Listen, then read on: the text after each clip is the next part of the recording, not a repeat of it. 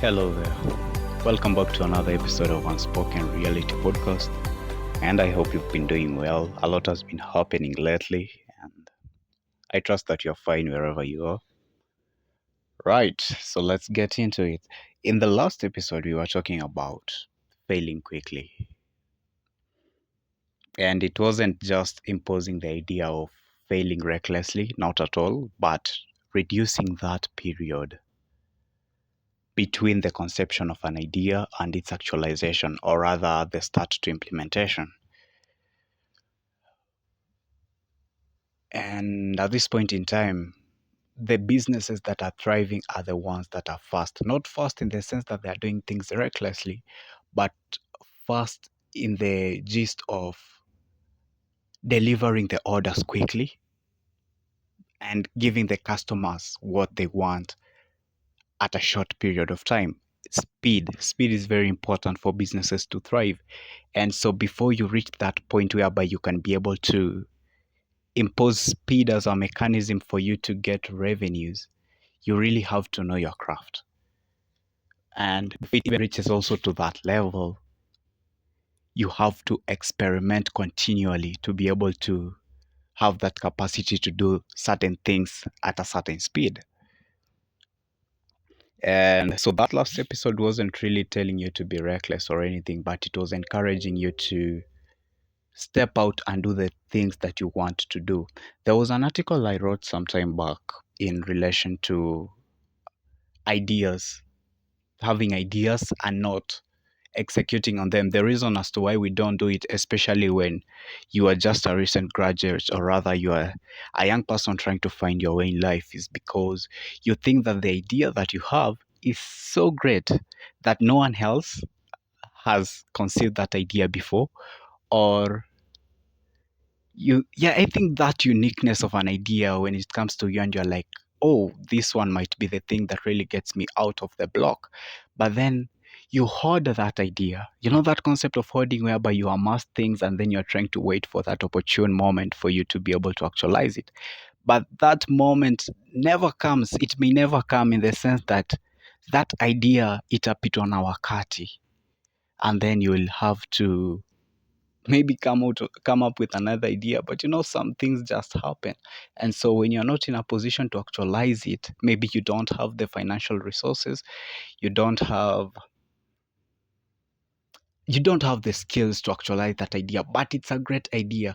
You actually need to assess where you are in life when you have certain ideas, and then try to put yourself in that place where there are people that can actually actualize that idea. This is what I mean. Allow me to break it even deeper. Okay, so I've gotten hold of the article that I wrote. It's called Open Ideas. This is the concept under which you ought to execute the many ideas that you have. So allow me to read this one for you. It says, we tend to hold on to ideas that randomly pop in our heads as if it was the straw we must clutch onto to save us from a drowning state. Well, it couldn't be, don't get me wrong, but the probability of you achieving a breakthrough with that idea is slim, considering that you are perhaps a student or you are a recent graduate, you don't have a job or the connections, and you don't have the money. Our first arrow is normally aimed at making money with a newfound idea. You are like, no, I need this idea because, okay, maybe the idea that you've had is out of this world. You've seen an issue, seen a gap, and you're like, no, why didn't someone think of this before? And you are clutching onto that idea as if it's the one that's going to get you out of the block, right? So the first arrow is normally aimed at making money with a newfound idea. And in 99% of the time, we miss the mark. Why? We never shoot the arrow. That's now the point of failing quickly. We don't shoot the arrow because perhaps we are afraid that we might fail, or we are not a marksman. A marksman means is a person that is skilled in archery. So you are not a marksman. You don't have the skill to shoot an arrow, but you have an arrow in your quiver. That's the idea. So you're not a marksman and you do not have a bow in the sense that you do not have the resources to actualize the idea. So this approach also tends to isolate others from the idea you have with questions like, what if they steal my idea? It's high time that you climb down from your high horse. The other person probably has also an idea they are clutching onto. I am not saying that you go about now saying that your idea, blabbering your idea to every person that you meet. Oh, you guys, I have a great idea. No, what I'm saying is simply be strategic about it. This is just one aspect of actualizing the many ideas that you have. And considering that you've assessed where you are in life, if you do not have that capability to bring that idea to 100% of fruition, then consider it to be an open idea. This is an idea that you can share with someone, but strategically, in the sense that you also get something out of sharing it. Either you get an internship position, or you get just a position to learn and to grow in order to have the capacity to actualize many other ideas that you can have. So an open idea has the following qualities that can set you apart if we explore them. One, it has a valuable learning opportunity. Two, it facilitates networking. Three, it can get you in the room, though it doesn't keep you in the room. It just gives you a way to an opportunity to start a conversation with people that actually matter in the sense that they can help you to actualize that idea. So an open idea is very good when it comes to the aspect of failing quickly, in the sense that you try to embrace these ideas and you also let them go in a strategic manner. Right? Yeah. So I hope it's something that you actually want to implement, in the sense that you reiterate over problems and ideas that you have time and time again, and you try to put them to practice, and you reduce the distance between ideas and actualization. Reduce that distance. That's the essence and the concept of failing quickly, because you learn more from failure than you do from success. As I had said in that episode, that what maintains success are systems. But for you to be able to create a system that is fail proof, you have to have failed before and learn where the weakest links are. Right. I think I ought to do an episode on open ideas and just break it down further based from that article. I'd written this article in, let me see, 20, was it 2024, 2023? Thereabout. 2023, September. Yeah, anyway, so in this episode today, we are going to talk about adaptability, the ability to adapt. In one of the episode, I had mentioned that adaptability is at the heart of consistency. And what does that mean?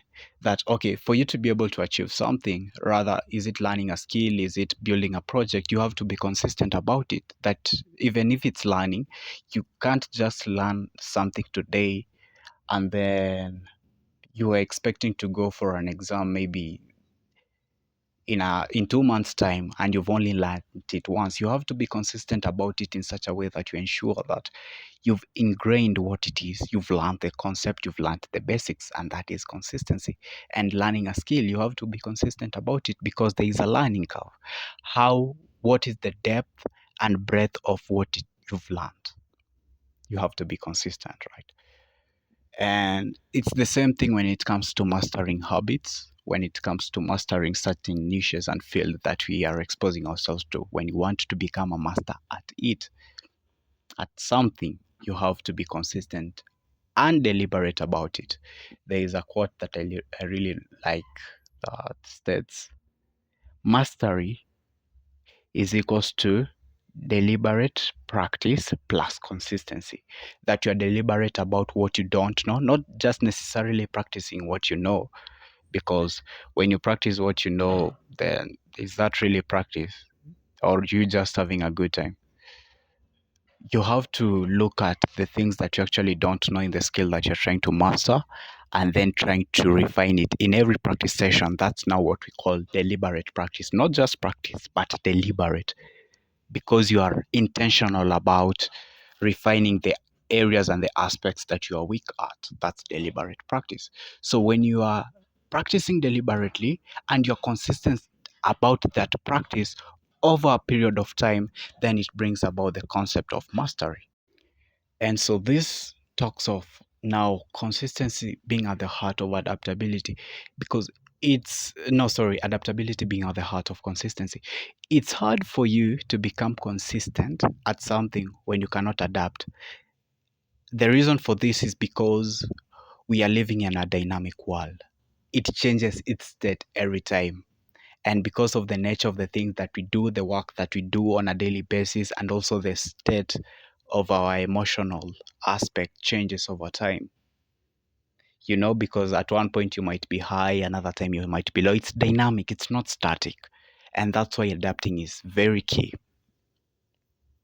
So it's at the heart of consistency, and you have also to relate it with time. Time is one of the most precious commodity that we keep chasing, because it fluctuates, not in the sense that, oh, we have 32 hours in a day. No, because it's still 24, but it fluctuates in this sense. The work that we do sometimes might take more than we anticipated, or situations might arise that demand our time and attention. So if you wanted to build a habit and something comes up and you had a routine that you are following, how quickly you come to that routine determines how consistent you are, and in the long run determines whether you'll be able to master that thing that you want to be good at. In this sense, when time expands, or rather when you have more time on your hands, this is what adaptability looks like. When time expands, then it is upon you to see how you can stretch the tasks that you wanted to do to fit that time. Not necessarily in an aspect of wasting time, no, but trying to allocate now more time to do the things that you actually wanted to do in order for you to grow, to learn, and to become skillful at those things. Adapting. When your time shrinks, shrink those tasks. So, for instance, if you had wanted to do 20 push-ups, let's use that because it's an easy example. You've wanted to do 20 push-ups when you wake up. And then at one point in time, because of the how dynamic the world is and how dynamic the nature of everything is, you find that if you do 20 push-ups, you will be late for something, or you might miss doing something. Then do just one, but do it regardless. Now that is adaptability, and that's what is at the heart of consistency, because there are levels to it, right? When it comes to, I hope I won't get to overfeed you with some of the whatever is happening on in my mind, but I'll be strategic about it and organized too. That the levels that I'm talking about is when you're trying to do something, or rather when you're trying to learn a skill, there is a certain amount of time that you might do to remind yourself, to re-expose yourself to those things. Like anytime below that time is, it's not as useful for you to master it, to master the skill, but it's useful for you to remember it, if that makes sense. Okay, there's this quote. Is it a quote really, or is it a statement? Beethoven, one of the greatest musical composers of all time, the classical musics, for those that like those things. It says that if I don't practice for a month, my audience will know it. If I don't practice playing the piano for a month, my audience will know it. Then if I don't practice playing for a week, my wife will notice. Not that she has seen you, not no, but by the quality of what you play. It's a bit off. That's what it means. And then he says that if I don't practice for a day, I will know it. I will know the difference. These are the kind of levels that I'm talking about. That when you put a certain amount of time, there is a specific time that you need in order for you to become a master. And any time beyond that time, you're not just you. The levels are maybe that novice, intermediate, beginner, pro. You. I don't know if you're getting what I'm saying. I feel like I'm jumbling all over the place.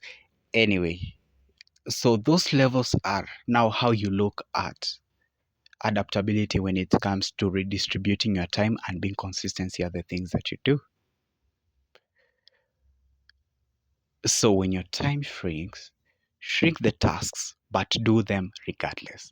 And this is one of the key concepts of the book Atomic Habit, that you can compound time, collapse time on itself, in the sense that even if you do a certain task for a period, a specific period in a day, it compounds over time. And then when you realize the outcome of it, the outcome is something that it's something that comes unnoticeable, because when you do this small task every day, you are not really picturing how it might end up to be, because of how miniature that task is and how small a time you have allocated it. That's the concept of adaptability, that small tasks done over a period of time come out to bring about large outcomes.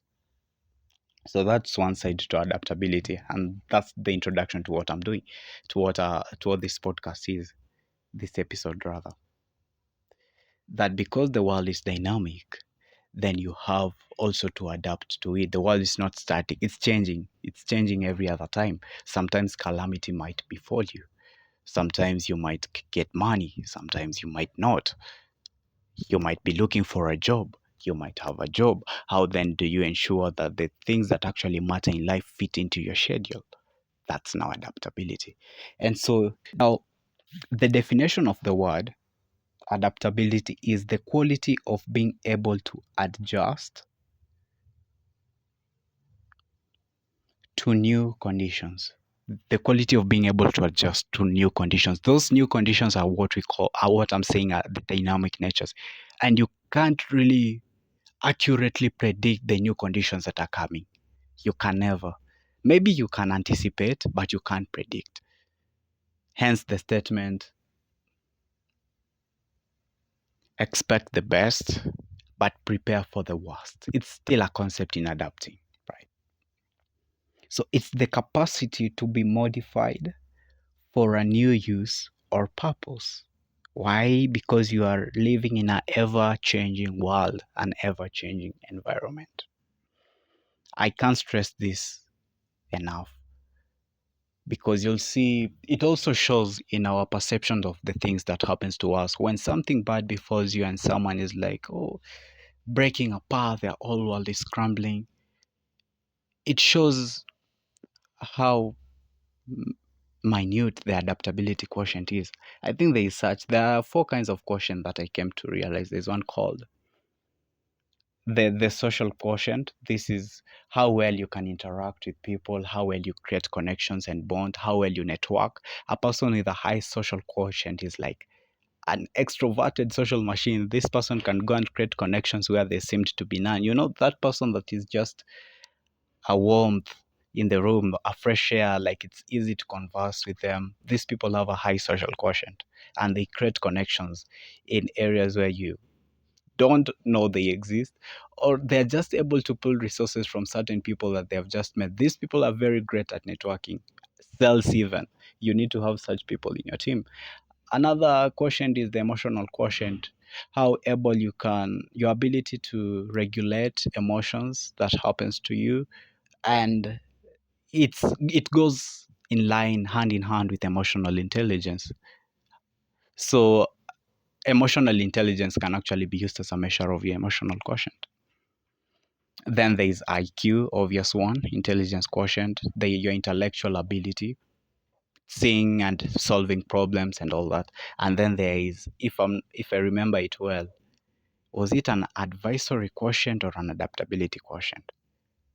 I'm not really sure of what it was, but it's your ability to bounce back from bad things that happen to you, how quickly you bounce back. People with this high AQ can really bounce back quickly from advisories, or rather from calamities. That's now still adaptability. So most people, you'll find them that they are puzzled. They don't really know how to react when bad things happen to them. Expect bad things to happen to you because it's the nature of this world for bad things to happen, but prepare for the best, so that when things that are not perhaps as good happen to you, it doesn't get you unawares, but you are able to adapt from it. And we will conclude with this, the aspect of now being able to adapt and why it's important. Right. So the word itself comes from the adaptability, that rather comes from the word adapt, and adapt means to make something suitable for a new purpose, to modify, to become adjusted to new conditions. And I think the work of Charles Darwin, when he talks about nature, the survival for the fittest theory. I need to read the work of this guy in order to understand what he was purporting. That those that are fit and strong survive, and the ones that are not, they go instinct. So why and how do the strong survive? Is the ability to adapt to the new environment. What I don't agree with the work is that a sea animal can over time come to become a land animal because of the concept of change and adapting to the environment. And it's called there's micro and there's macro evolution. It's a deep stuff. So I tend to think that evolution in its sense is just adapting over time. When you adapt, when microbes, there is a concept in medicine they now call microbial resistance. That these microbes and the organisms in your body, when you expose yourself to too much antibiotics, they become resistant to it, and it might actually be deadly at a point in time where you actually need the antibiotic to save you. So that's why they normally tend to advise you that not every disease, not every small flu, you just take antibiotics. Sometimes you just let the body heal itself. I haven't dug really deep into it, but it's a concept in medicine, the microbial resistance and all that. So it's basically, if the simplest organisms can adapt to the environment, they can adapt to chemicals. It shows also that in human nature, we have that ability to adapt to situations that happens to us. We have the ability to adapt to circumstances, right? And so there is also another word that's used to define adapt. It's called adjust. You adjust. By adjusting means you alter or you move something significantly or slightly in order to achieve the desired fit, the designed fit, the appearance or the result. If you want to achieve the result that you desired, there are some areas that you have to adjust. It might be the time that you wake up. It might be the time that you sleep, because you are adjusting, and you have to be in that constant, that perpetual state of adjusting. Because when you get a job somewhere and it changes your routine completely, you have to adjust. When you go to a new neighborhood and maybe, I don't know, in all aspect, just have to adjust, and then you have to adapt. So adjusting is at a micro level, because you're altering something slightly in order to achieve the intended result. But then now adapting is your whole being. Now you're adapting to that which you altered, because it's now something that is different. And then adaptability, which is now the topic of this podcast, this episode, is now that quality of being able to adjust to new conditions. That quality. The problems that we are facing as a country, Right now, we are talking about good governance. We are talking about the political class and the elite not doing what they ought to do. And to some, it might seem simple. Actually, it is, by the way. It's very simple. What is at the heart of all this thing is purely greed. Greed is at the heart of it. Greed and hedonism. That state of life of just chasing pleasure. You want to enjoy life, you want to live a good life, and then you think that because I have more money, I have power, I have all this land is what will make me to enjoy life. That's at the heart of what is all this is happening. Because if you are content with the salary that you are given, it wouldn't even matter how much money passes through your hand. You would not feel the need to divert it to for your own purposes you want. Because when you come to realize or you come to think about it from the exposes that have been there, all this money that is diverted by the political class for their own good, most of it is in cash in their houses, just sitting there. It's not doing anything. Money is supposed to be in circulation in order for it to work for you. So somebody gets that sense of what is it called? Sense of importance and significance by simply taking what's not theirs because they are not content with what is. They want to skip the process. That for you to be able to attract wealth, for you to be successful, you have to be a certain person. You have to become somebody that attracts these things. You don't chase after them. And so greed, hedonism is at the heart of whatever challenges that we are facing. Anyway, I digress. So when you look back in history, this isn't the first time it's happening, and it's not happening in Kenya. It happens to many other countries, and it's still happening. It's not the end of it. So from the book Why Nations Fail, there is a concept that the author introduces. I hope I'll get to break it down in another episode also, because it's a huge concept in some of the institutions that ensure the perpetuation of this atrocity and gives life to oppressive regimes. He talks about it in depth. So I've also not finished the book, but I'm a quarter into it, and the ideas that I'm getting, rather the information that I'm getting, is just unbelievable. Right. So he talks about creative destruction. And this is an answer to the question, why don't just these leaders do what they're supposed to do? Why is it hard for them to create inclusive societies and to create inclusive economic and political institutions that actually serve the people? Because actually we are in an extractive political institution, an institution that just takes from the people, right? It amasses wealth for itself. So the creative destruction is a concept introduced by an economist called Joseph. I can't pronounce the second name correctly, Scamter or something of that sort. He describes the process where new innovations and technologies replace outdated ones, leading to the transformation and improvement of industries and economies over time. It is a process where new innovations and technologies replace outdated ones. And he brings an example as to why people resist this kind of thing. They resist the creative destruction. That if you were to research some of the greatest inventions in the world, you will realize that they had some bit of backlash. There are some that actually even the people went and burnt their houses because they saw that the invention that these people were bringing would disrupt the environment under which we live in. And this is simply because they failed to adapt.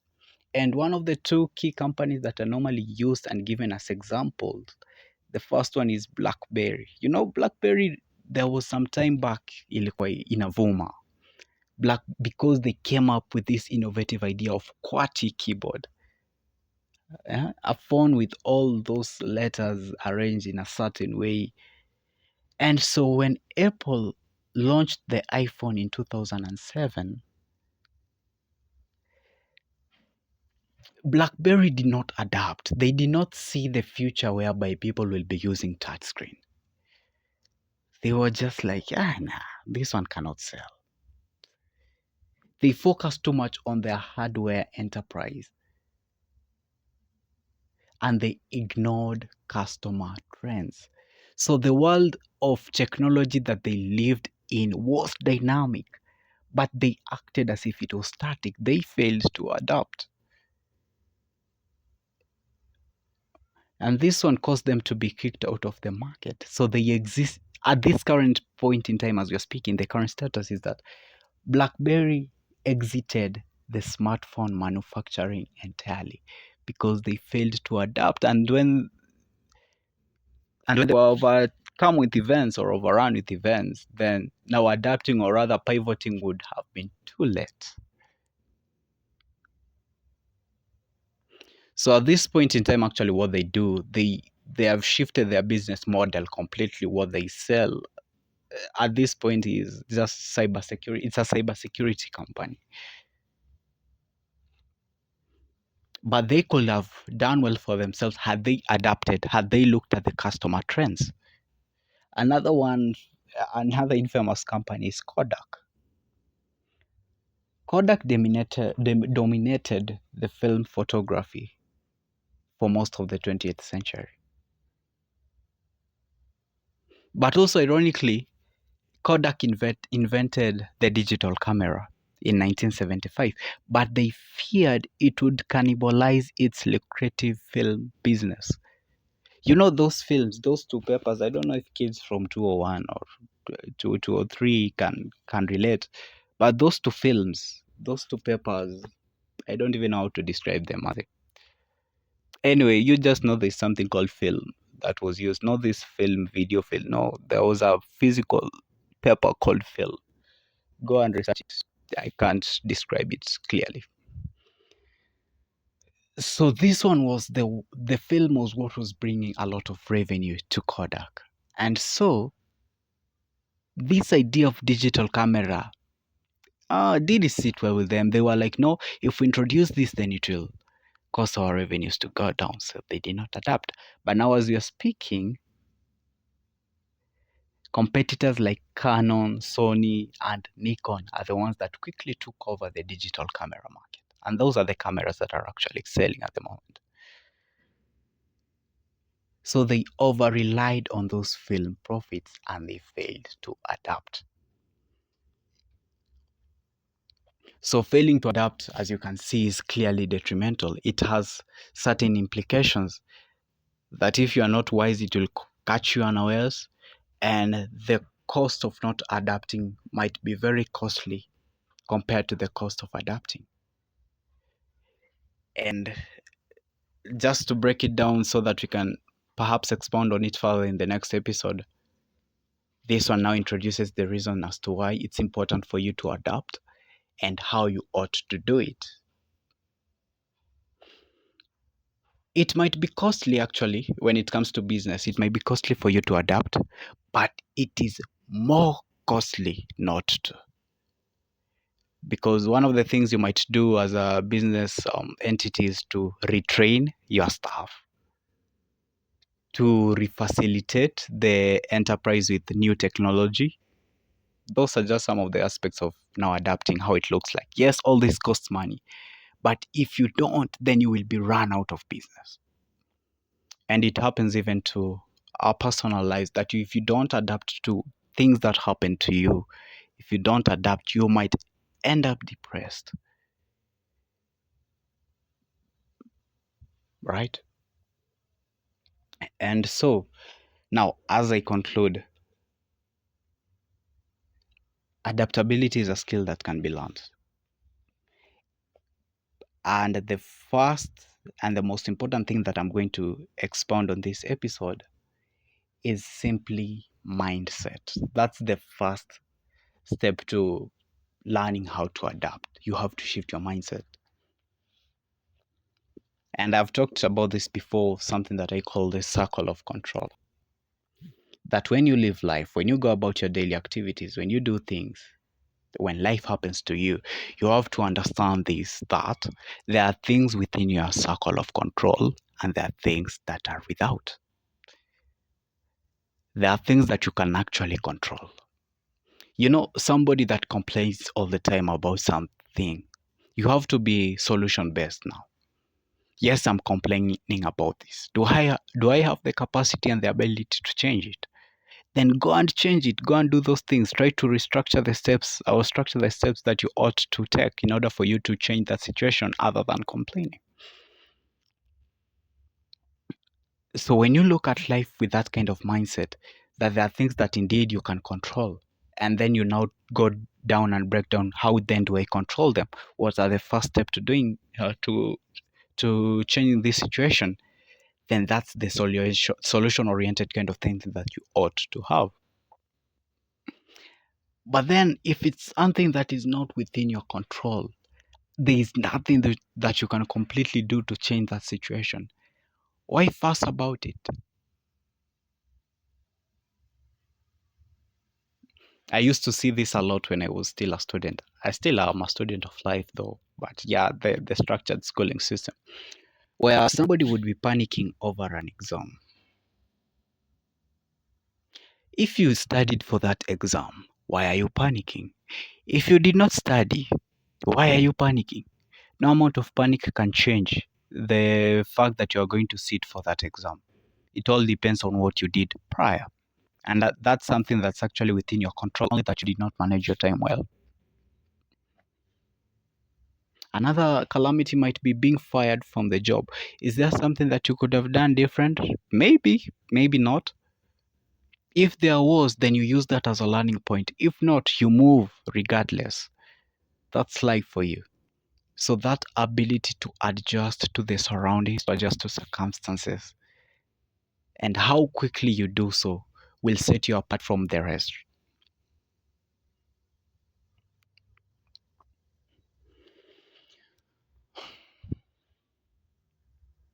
So this in a way helps you to be resilient when it comes to life and helps you to pursue your goals without the fear of failure.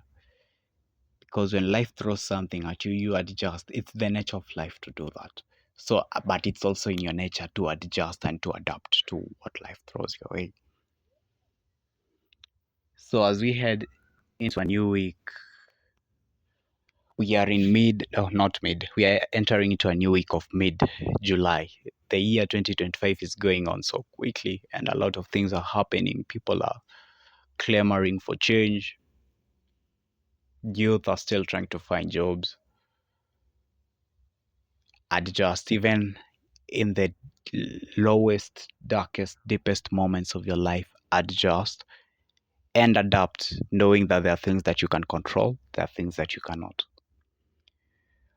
Right, so that's it from me. Until I catch you again in the next episode, keep doing good, keep being good, do better, think better, be better. So until we meet again, shalom.